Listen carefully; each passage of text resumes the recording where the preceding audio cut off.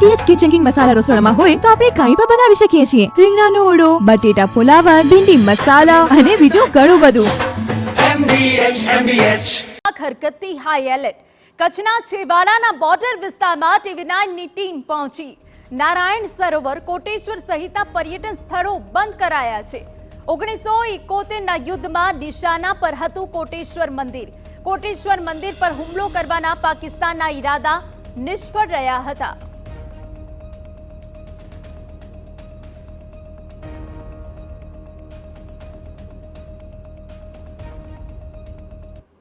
અત્યારે સરહદ ઉપર જે તંગદિલી ચાલે છે એના કારણે સરકારે ના પાડી છે યાત્રિકોને આવવા માટે.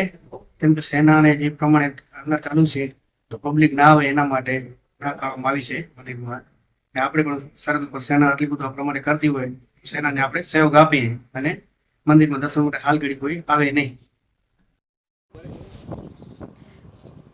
તો ભુજમાં વધારાની 35 એમ્બ્યુલન્સ ફાળવાઈ હોવાની વિગતો છે. ભુજમાં 35 એમ્બ્યુલન્સ સ્ટેન્ડ બાય રખાઈ છે. જરૂર પડશે તો વધુ 50 એમ્બ્યુલન્સ કચ્છ મોકલાશે. કચ્છ સંવેદનશીલ વિસ્તાર હોવાથી આરોગ્ય સેવા વધારાઈ છે.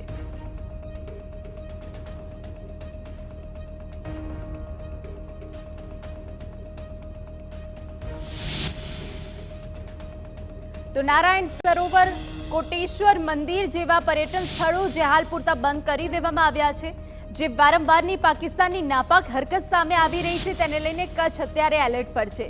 બોર્ડર વિસ્તારમાં TV9ની ટીમ પહોંચી હતી અને ત્યાં પોલીસ પેટ્રોલિંગ પણ વધારી દેવામાં આવ્યું છે. ભારત પાકિસ્તાન આંતરરાષ્ટ્રીય સીમા વચ્ચે તંગદિલી ભરી સ્થિતિ છે ને તેની વચ્ચે અત્યારે TV9ની ટીમ પહોંચી છે.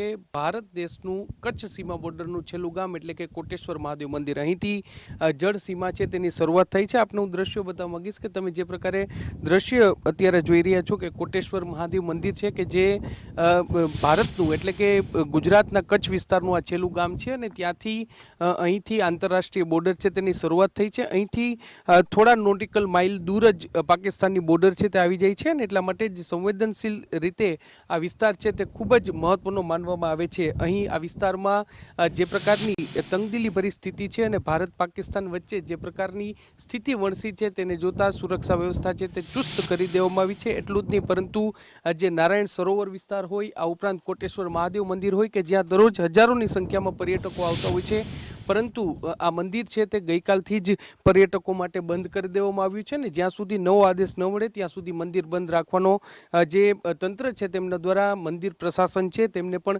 અનુરોધ છે તે કરવામાં આવ્યો છે. આંતરરાષ્ટ્રીય બોર્ડર અહીં હોવાને કારણે જે રાત્રિના સમયે બ્લેકઆઉટ હોય કે તંત્ર દ્વારા કે સુરક્ષા એજન્સીઓ દ્વારા જેટલી પણ જે માહિતી આપવામાં આવે, જેટલી પણ સૂચના આપવામાં આવે તે સૂચનાઓનું પાલન છે તે કરવામાં આવી રહ્યું છે.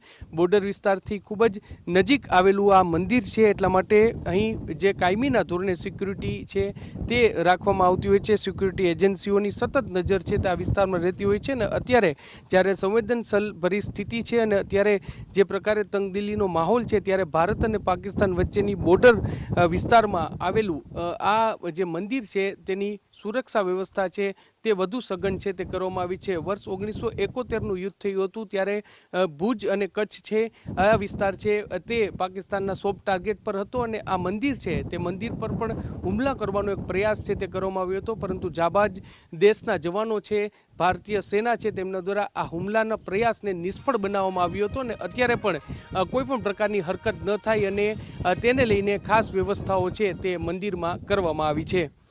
કેમેરા પર્સન ભાવેશ લશ્કરી સાથે મોહિત ભટ્ટ, TV9 કચ્છ. સમાચાર પોરબંદરમાંથી કે